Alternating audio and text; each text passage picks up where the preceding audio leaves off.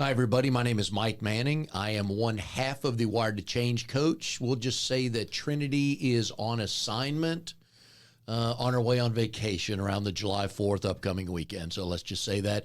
We are your coaches at Wired to Change. We work with small business owners to help you get your business to the level you want it so you can enjoy the life of a small business owner. Speaking of two people that are enjoying the life of the small business owner, you would know them professionally, actually personally too, as the office nerds. Mark and Tiffani Roberts. Glad to have you two here today. Thrilled to be here, and we do miss Trinity. All right, so office nerds love the name. Tell me where it came from. I'll throw that over to Miss Tiffani. That was me.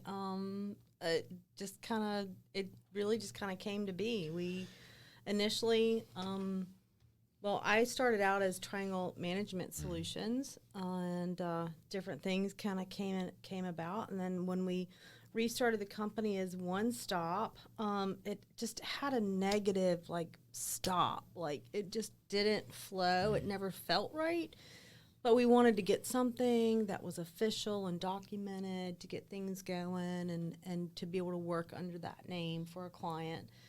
And sitting there, we had a long table that we worked across from each other, and I just kept playing with words that seemed to fit what we were doing and the presence that we wanted to have and how we wanted to be presented to our client. We wanted that laid-back, comfortable, you're opening up your underwear drawer, no judgment kind of feel, not the When you coat do and tie. bookkeeping, yes, Yeah. you know the secrets, you know the skeletons.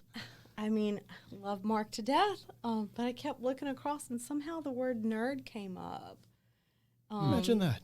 The pocket protector, the glasses, just the whole, the little briefcase. And so I started working with the word nerd, and it was like, well, we're working on office stuff. And Alex B. Keaton Inc. was taken, so we had to go with something else. And For those of you under the age of 45 listening, go ask your parents. That was funny.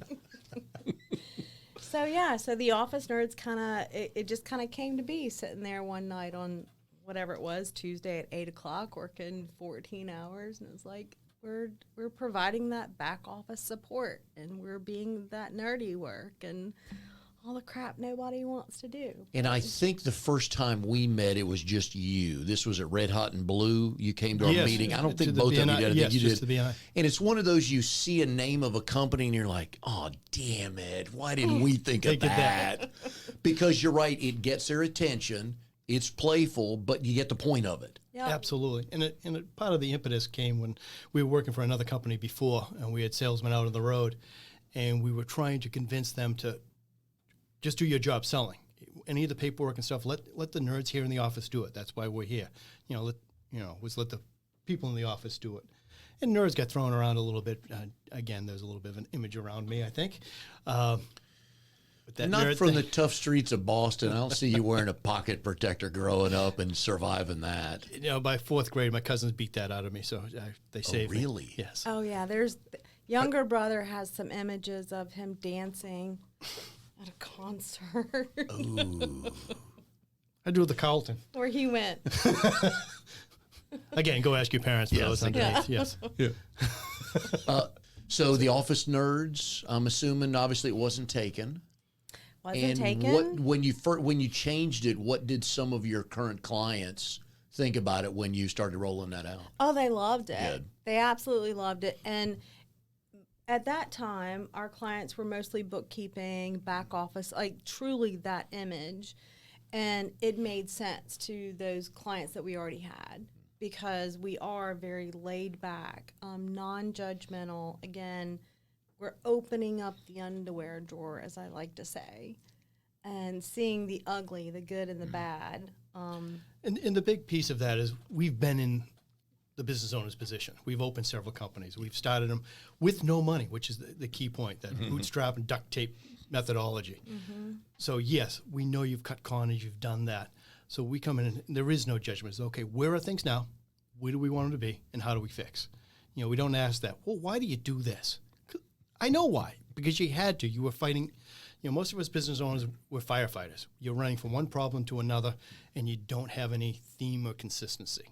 So we know that. We understand that. And the last thing that gets done is the bookkeeping in the office, and it's the cobbler's shoes.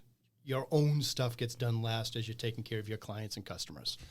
So, is there a commonality of the clients that come to you? Yes, the desperate ones. Okay. That was my next question was timing, but go ahead. No, it's just that. It's the people that have taken their passion, whatever it may be, their trade, their passion, their education, and they have turned it into their own business. They've done everything that they can to get to this place to say, I need help. Wherever that may be, along that road, they love what they do and they know what they do. And the books, they make sense. I mean, it's money in, money out, right? But then you start getting these, I need a P&L or a balance sheet or, these different reports. You want to grow, you want to do other things. Or you're spending 12 hours a day treating a patient or building a house or developing some property. And that's the last thing you want to come home and do is to sit down and figure out the money in and the money out. And what they don't realize is it's like a beautiful piece of sheet music, and it tells this story of their successes and their pitfalls and their learning experiences. So, that's how I see their books. It's not, oh, you went and spent all this money. You and I have had a couple conversations about that, and thankfully you didn't mention any names. I didn't expect you to because it didn't matter. But I wish I could remember the exact conversation. It was about one of your clients was, how did you phrase that? He was spending money somewhere, and I know you've heard this from other clients before, spending it somewhere and wanted to count it different. Oh, yeah. Or was They all wanted to was count it blowing money differently. somewhere, and they're like, well, can you make this? Yeah. Where's the lipstick on the pig? Yeah, Can I put yeah. this? There's a lot of ebb and flow, but it is a very beautiful piece of sheet music. And we had a client this morning that I said, don't write another check. It's that simple. It's your money. You can do whatever the hell you want with it. But if you want me to help you do what we're trying to do not write another check this month. It's that simple. there is that tendency to say, well, I can't be out of money. I still have checks. Yes. Or how much money is in the bank, not counting the checks that you've written that haven't hit the bank yet. So sometimes there's a little bit of a training in helping them understand their own money. Well, like Tiffani says, we'll do whatever they want with it, but that education and showing them, some of the same client I think that you're talking about, we take care of all of his mortgages. He has multiple properties, multiple mortgages. We have it now where we're paying his mortgages weekly. And that has a two-prong effect. One, it makes the cash flow so much easier. Yes. Because your rent is supposed to come in the first, your mortgage is due the second. But timing never works like that, so you're always trying to pay your rent. When you do it weekly, that cash flow just smooths itself out. But with that same amount of cash going out a month, we're triple paying down his principal on the mortgages. Oh, okay.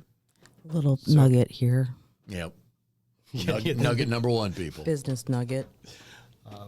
Paying that each week yes, to the bank. Yes. Uh-huh. I did not know that. We Huge tripled difference. our personal mortgage payment. We tripled our principal mortgage payments for 1 year. We tripled what we would have paid if we just paid the exact same amount of money a month times 12 divided by 52.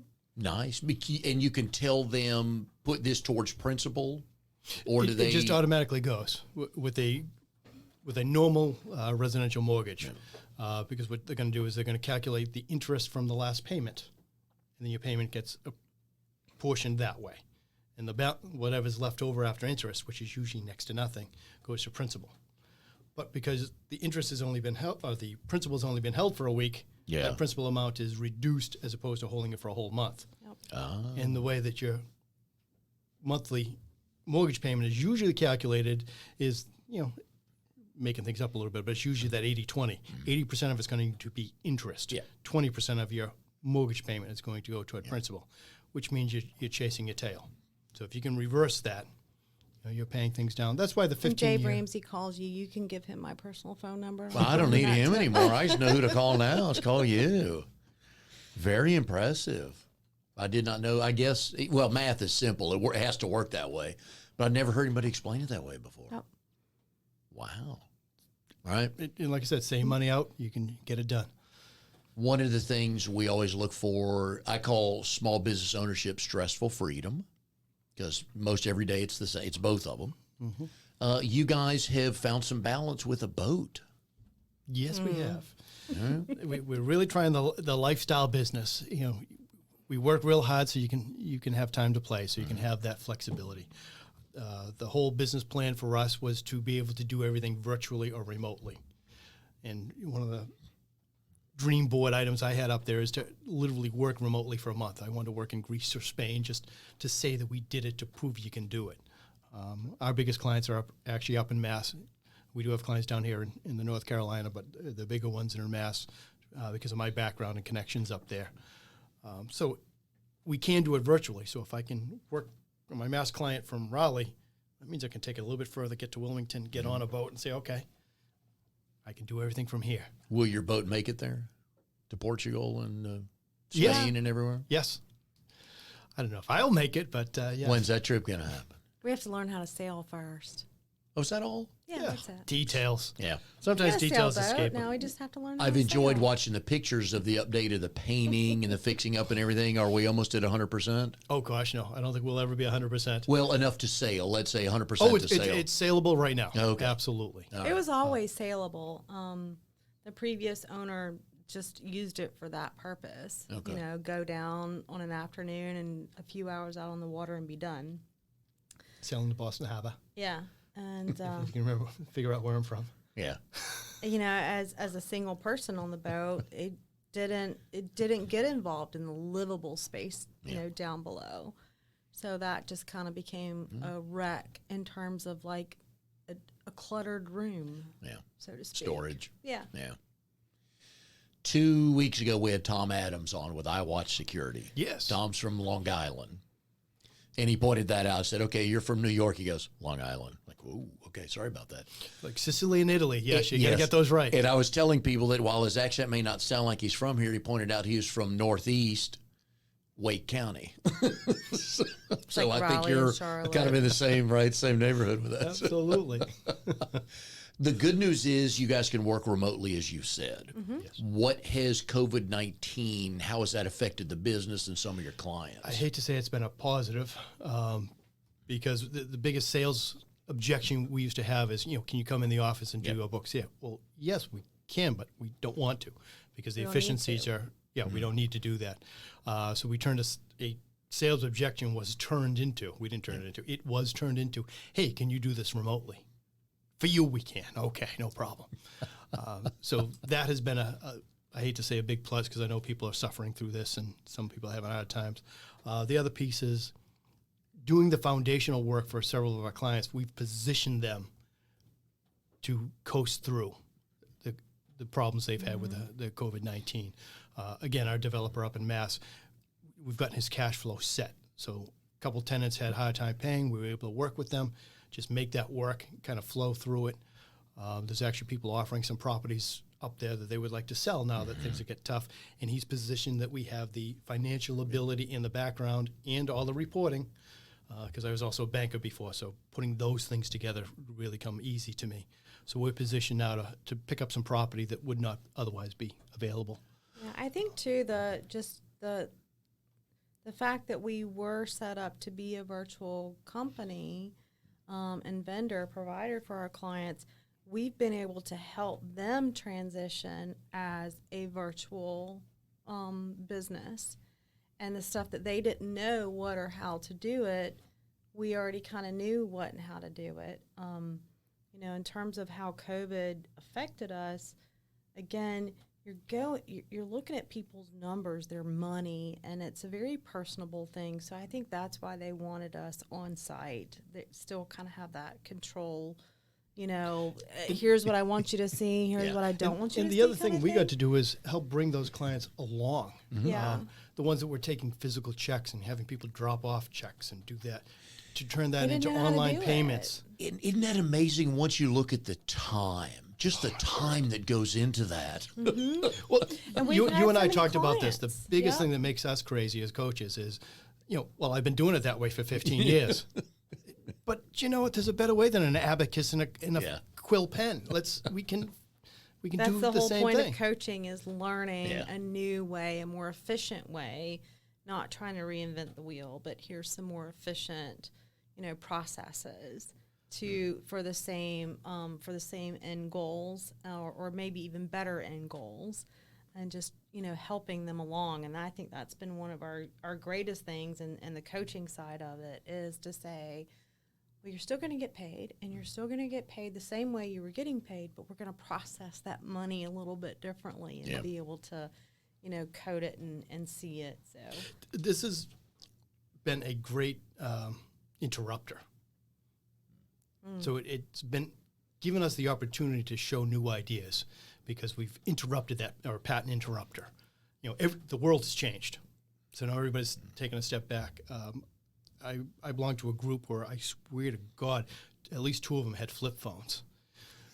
So, the thought of ever doing a virtual meeting was just absolutely horrific. They were like, I don't even know if we can do teleconference. I'm like, oh, word. We're now doing Zoom meetings, and they're professional looking. We're not looking up anyone's nose. People aren't sitting in front of a white window looking like like they're going to be in the FBI as a confidential informant. Things are done right. In fact, I had a Zoom call with my 86-year-old father. I'm not sure of the age, but he's right up there. If I can do Zoom with him, that means everybody can. So there's been a dynamic shift to these new ways, which are a lot more efficient, effective, and now everybody's on board. And I'm with you on that because I've taken this time to learn social media more just to understand it. I'll never be at what the level Drago's at, but I'll be good for me. And I told Drago and Trinity when COVID first started, on a scale of 1 to 10, I was like a 1.2 social media. I'm a raving 3.2 now, and I got a bullet next to my name because I'm just learning little things like that where you realize it's not that difficult. And what that's allowed me to do is all these young kids that struggle with things on technology, I'm like, hey, 59, got it. Learn it. I don't want to hear it anymore. Absolutely. It's kind of fun. And back to the flip phones, my dad way back when had one of those. And of course, so this would have been probably late, when we get up here. So like 2012, 2011, 12, 13, right around there. And everybody's starting to text a lot back then. I know it wasn't that long ago, but, so we're texting a lot. I'm like, Dad, can you text? He goes, no, but I got an app for that on my phone. It's like, all right, we'll keep calling you. But yeah, for folks to be able to learn Zoom, and that's where it's headed, because I know I've spoken with a few people over the last couple of weeks about how we're going to keep Zoom in our life once we're released to do whatever at whatever level. What I've learned is if I meet somebody that I don't know at all, that first meeting is going to be Zoom. Then I'll drive to Durham to talk to you.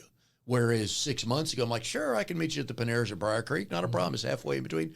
But now, and I get way more done. I've been on the computer since 7:30 this morning on Zoom meetings. But think about how much it has broadened your your client base. Oh, yeah. I mean, for what we do and for what you do, you can talk to somebody in California, in Italy, in Spain. We are working on that now, Western North Carolina. Which we would have never done, because Yeah. when Trinity and I started last year, we wanted to meet face-to-face to have that. And we realized now that Zoom's fine, everybody's good. It's nice that we had to learn that way, because everybody's like, I got to do that. The other thing I learned, this was about a month and a half ago with a client. We're talking with her, and she goes, hang on a sec. Can I share my screen with you? Holy cow, what a game changer. Because normally at a meeting, you're like, oh, you know what? I left that on my computer at home. I'll email that to you. We'll talk about it next week. And it never happened. Right, exactly. The other great thing is I do all my networking now. Well, we all do it on Zoom. Zoom, I'll go to a meeting. We got a couple of friends. But I do it virtually, and it's fantastic because almost every conversation I have, I'm like, I got somebody you have to meet. And normally, you see, I have my little notebook. Normally, I have to take my notebook out and say, Mike needs to meet X, Y, Z. Now we're all on Zoom. I'm like, I'm going to send the invitation right now. Oh, yeah. I jumped on LinkedIn. I'm like, Mike, I'm sending it right now. You're going to get it, which is so much more efficient for me. It, like you said, half the ones don't get done because you get interrupted before you get that invitation. Like, who was I going to invite him to? I forget. Did I send that? I don't know. But you do it right then and there. It's done. It's gone. I have to watch my tongue on Zoom pet peeves. I'm in a meeting I'm supposed to be, and I didn't turn my video on. And so I call people out now. It's like, hey, no. If you were in person, we'd see your face. So don't give me this. Oh, yeah, that just... And I don't know why it pisses me off, but it does, especially... It is. But it also, that also kind of comes around to the younger generation and just how business is handled. It's... Yep. You know how to shake somebody's hand. Like, I shake someone's hand, and I 95% of the time get a comment because I'm a female, and they're like, holy crap. Like, look, my dad taught me 3 things. You look somebody in the eye, you know how to shake their hand, and you always carry a quarter. Nice. Ask your folks. That's funny, too. I'm even older. It used to be a dime. I told, because I'm in a Toastmasters group, and I did, this was probably about 3 weeks ago, I did a talk on my neighborhood, because I grew up here in Raleigh, on what it was like, on talking about communication. You're from Raleigh? Yeah. You went to Enloe. No, you went to Enloe and to Millbrook, but we'll still talk. So, and I was talking about I was talking about communication in the mid '70s when we moved here. We would be at the pool all day long, and we would grab a dime, call the house, hang up, do a one ringer, and our moms would call back. I need to speak to one of the Manning kids. Hey, Mom, what time's dinner? 6 o'clock. Okay, see you then. Bye. That was communication during the summer, but it was a dime back then. I had a friend when I was in high school. He would do the same thing. Call his mother instead of the one ring. They would ask for, Billy, Bob, or Joe. Yeah. Say no, and that meant whether we were ready in 10, 15, or 30 minutes for the pickup. Oh, they had a little code rolling. So nice. Yeah, I like that. You two also check a curiosity podcast host box for me. Is husband and wife businesses. And I have only 2 questions. The rest of it does not matter to me. One is, what do you talk about at the end of the day? And 2 is, who breaks the tie? Well, she gets 2 votes, so it's tough to get a tie. We don't talk about work. How do you know when to stop? When we leave the office. And the office is at the house. The office is at the house. So, but then that's what I wanted to get to. You got to do the physical layout. Exactly, because that's big. That's a big deal. Yes. When I first started working from home, this is going back before you might have been born. Yes. I didn't want to say that, but I was thinking that exactly. When I was an attorney up in Quincy, Mass, I would put on a suit and tie, go into my little room, close the door, take off my jacket, put the jacket on the chair, and work by myself with no anticipation client would ever find me. I was doing criminal appeal work. I was doing work when nobody shows up. But I needed that shirt and tie. I needed, I'm old school. I needed that to get into the right mindset. And it was funny. At lunch, I'd put my jacket on, walk out my little office door, close it, walk into the kitchen, take my jacket off, put it on the kitchen table, make lunch. Wow. And then, yes, that was extreme, but that's what I really needed to not decide, maybe I'll check the news, maybe I'll check the garden, maybe to stay in that work mode. Is that the military in you? The structure? I think it's the parochial school, but yes, the nuns. With the rulers over the knuckles, I've heard stories, You got the marks right there. So for the house that we're in now, we do have a dedicated office that's at the end of the house that when we leave, you don't have to be in that room to live in the rest of the house. It doesn't serve any other purpose. It was designed that way, right? Yes. Well, I mean, the layout of the house. Not the house, but the way you guys, this is our office. Yes. Correct. We literally shut the lights off, walk out. Like sometimes on the weekend, I'll say, why are you in there? Yeah. And he'll say, I was looking for my glasses or, something. But so also, one of 7 pairs you have laying around the house. Yeah. But I mean, also, too, just with electronics, I mean, if I want to just double check the email or something, I can do it all via my phone. So there's no reason for me to go into the office.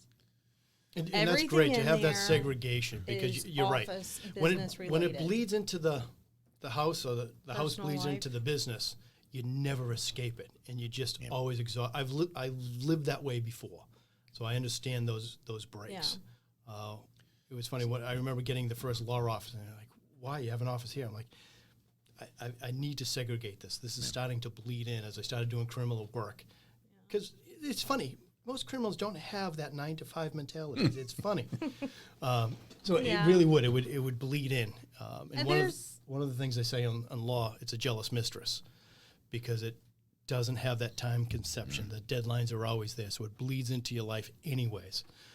So I learned balance way back when with that. This is why I don't bring a lot of notes to a podcast, because it takes me wherever it takes me. So I love this. What advice for people who think, even if they don't have another room in the house to do that, in the den, the kitchen, what's a couple things they can do to feel like I'm walking into my office? Something dedicated, whatever it happens to be. Like I said, if a lot of us work on the kitchen table. That's fine. Clear the kitchen table, set your work things up, and if something that is not work happens, get up from that kitchen table because it's your desk and leave it. For example, if the kids have a question or something, I used to be very, very militant. Like if you came in and interrupt me at my desk, I'd stand up. I wanted you to know you're interrupting me because you've interrupted me. Does he still do that? Because it's an interruption. And if it's like, Mike, geez, that's a great conversation. Let's have that. Can we talk at 2? Boom, I can get back to work. Or, okay, now I need to stop everything. Anything that does that, kind of that pattern interrupter, let you know that you are at work, however it works for you. And that's the real key. And that's our Kevin Youkilis analogy. Yeah. By the way, his name, here's a sidebar, which I love. I did not realize the University of Cincinnati still had Marge Schott's name on their stadium, and Youkilis and a couple other Cincinnati grads. I saw his name in the paper. I hadn't seen it in a while. Are like, yeah, get her name off of there. But I haven't seen Youkilis. Again, Red Sox, if you don't know it. So, but anyways. With a very funny batting stance. We'll get to that later. For those of us who we work from home. This was not a pattern interrupt for us because we work from home. But for the people like my wife who works over at NC State, now she's home, and we have an office upstairs, and she decided to go up there because she can shut the door. I've been told I'm loud, so she has to shut the door. New England thing. Yeah, I know. Have you chatted with friends that have had to deal with one spouse all of a sudden is working from home, and how are they getting along? Speaking of spouses working together, all the credit goes to Tiffani. Tiffany's easy to work with. I do have some of my Boston comes out at times. So she can put up with me, which is the big. Well, she had the systems in place. A lot of it, right? This is kind of how this works. I'm used to working in just a little space. I don't need much, so I want the radio on. Socializer like he is. I want the TV on. I'll be talking to people at the same time. She would like it library quiet, so there is some yes. So when I say she puts up with me, that's not just floating compliments. That's out there. But yes, we've talked to several folks that are like, oh my God, people underfoot all the time. I wish you get used to your space. You get used to things. And then you throw kids in there, which we don't have I in our can't house imagine. either. I cannot imagine. Hats off to parents with little kids working. Yes. I mean, our son, he's what now, 25, 24. He is nonstop all day long. And I mean, he would have a full week of school and ball practice, and we would have a weekend full of tournaments, 4 hours away, 6 games over 3 days, and we'd have a 4-hour drive home, and we'd be in the car for 30 minutes, and he would be like, so what are we going to do when we get home? If you can think of the Energizer bunny on, energy drinks. And my thought is, I just hope we get home at this point. I'm sunburned. I am dehydrated. I am sweaty. I am cranky. I'm hungry. And we're going to bed. If we're lucky, we'll take a shower before we go to bed. 'Cause I'm just that tired right now.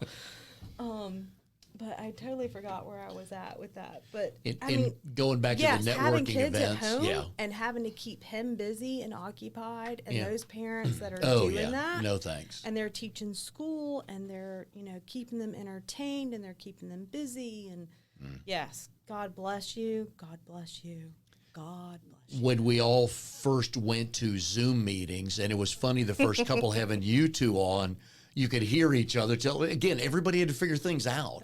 Again, my wife was upstairs and I was downstairs. We were both on Zoom, and you had to do that. But it was funny sometimes. Yeah, that's Tiffany talking, or that's Mark talking. Yeah. Well, it's funny too how much stuff is excused now. Yo, yeah. Imagine The doing cat going across the keyboard. Yeah, imagine doing a Zoom meeting a year ago or No. 6 months ago. There was no background noise. There was nobody running through in their underwear. There was no fighting over, the last snack bar, string cheese. And now it's just Jenny Midgley's funny. She was on about a few weeks ago, and she and I were doing a 1-to-1. It's probably a month and a half ago. And she's got the cool backdrop, and we're talking some stuff. She goes, I see her do this. And I knew because I knew the layout of the house just by the way she described it. And when I saw this, she goes, hang on. Mute. Talk. Okay, I'm back. The other thing I like about what you two do is my favorite, and I know you've been in these seminars, when the host of the seminar goes, so who here's in sales? And like a third of the hands go up, and they go, no, we're all in sales. So y'all are involved in Rockstar Connect. Yes, we are. You got in, COVID showed up, right? We got 2 live events, Yep. and then it threw a big wrench into our works. Yeah. Where is it now? What have you learned during this? And Rockstar Connect, give us about 30 seconds of what that is. Absolutely. They host networking events all around the country. You can become a host. They do all the work, so you can show up as the host and meet everyone that's coming there, which is nice because it changes that dynamic for the networking as opposed to trying to find someone. When you're the host, people gravitate to you.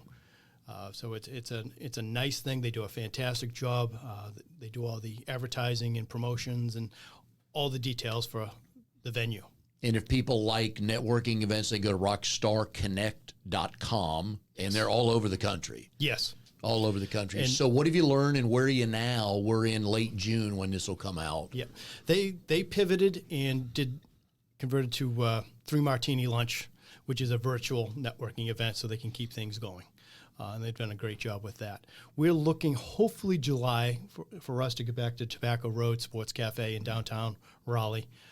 They're still waiting to see when they can truly open, so everything's tentative until the world gets the green light, or we get the green light down here in Raleigh. Yeah, because Scott and Dominic, I forget whose event it is on July 1st at the Cary Beer Garden.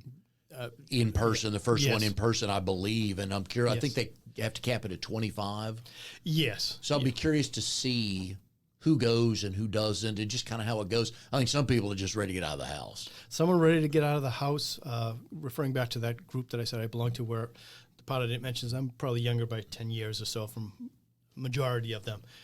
They've told That me would make you 28, 30 years younger. He's 10 years younger than the other members of this. Which would make you particular 28 group. years younger than those Make young me guys. 28. and they've told 30, me, yes. and they've told me flat They're out. older than my father. They've told me flat out, until there's a vaccine, I'm Yes. not going to any networking. Yep. Period. They're like, Yep. I'm in that, challenge group. It's just not going to happen. Yep. And for even healthy folks who have family members dealing with an immune issue, Absolutely. it's going to be hard for them to go and want to go. And I'll be curious to see what events, how you can incorporate Zoom into a live event, because it's going to be the That's audio. exactly what we're looking to If do. you two are in the corner and I'm sitting on Zoom, not that I want to eavesdrop on your conversation, but how would I be able to talk to you and be involved? We're looking at that. I'm hoping once we get our events, because Tobacco Road Sports Cafe, one, I love that venue. 2, they have a giant screen. Oh, love out that there. place, yeah. It is, 6 TVs together? And one of the things we've been talking about is having a national guest basically come in on Zoom, and we'll put them right up on the screen. And they can say a little piece, say hello, keep that national flair to it. The other thing that we're talking about doing is having those Zoom rooms for people that know about us, that want to come in. We will somehow some details have to be worked out, but have a Zoom meeting and say, okay, here's some rooms. You know, let's like kind of that. blend that virtual, because one of the things that we're looking to do, and you know, you would probably fall in the same ballpark, is that national flair is nice. I hate to say the best thing about our clients up in Massachusetts is they can't stop in for coffee. You know, they don't pop into the office. I can edit that out. They'll never hear it. So go ahead. Say what you want. But no, that's the business plan that we have, is that we truly are virtual, which means, you know, we kind of have to be in our little bubble somewhat. Not that we don't like meeting people for coffee, because, you know, we need some interaction. We need that.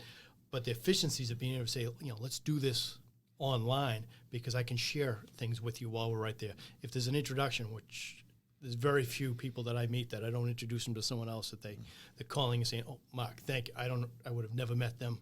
That was a key contact." I can do it right then and there. It's not when I get back to the office, you know, so forth and so on. Just the efficiencies are fantastic. I hope people are taking advantage of these virtual networking groups. In there's a Facebook coaches group. I forget the name of it. I'm involved with a couple of them. And they basically said, how has COVID affected your business? And I just said, it hasn't much, but I'm learning to jump on every virtual networking event I can find, and it pays off. Oh, I've been able to do so many classes. Oh, yeah. Again, the nerd in me Love comes the out. free stuff online right now. Man, if people aren't taking advantage of that, because there's paid stuff 6 months ago that people are doing free now. Love Absolutely. that. Love LinkedIn you was- guys are doing a free one. I think it was you guys. Have I missed that? Which one was it? The morning, like 8:30 to 2 or something like that. I don't know which one that is. Okay. Maybe it's me. It could be me. So, yeah. So anyways, we are here with Tiffani and Mark Roberts. By the way, I want to compliment your husband on how he did a correction in an email with us. So we've been corresponding in email last couple of days just to make sure everything's buttoned up for the date and time. And I typed in, can you send me a headshot of you and Tiffani? And I put a Y on there. Which, you know, it just wasn't even thinking. So I put on there, and Mark was great. All he said was, just a note, it's Tiffani with an I. And I thought, you know what? That was smooth. I got it. I was trying to give you the credit for that. No, you don't. get points for no. spelling it right. No, but it was just a note. I thought, you know what? That's a nice way to say it. It truly was. Because I read that, it's like, you know what? And my fault for putting a Y on it, so I won't do it. I won't do it. It happens a lot. I won't do it the next week. I know that I may do it in 6 months. No, you've been consistent. You've been good. You've had it right. Okay, good. Come about the third email when you're still spelling my name wrong. It's like, okay. And you know what's funny? I'm used to answering to different names. You've heard the story. My father's Paul.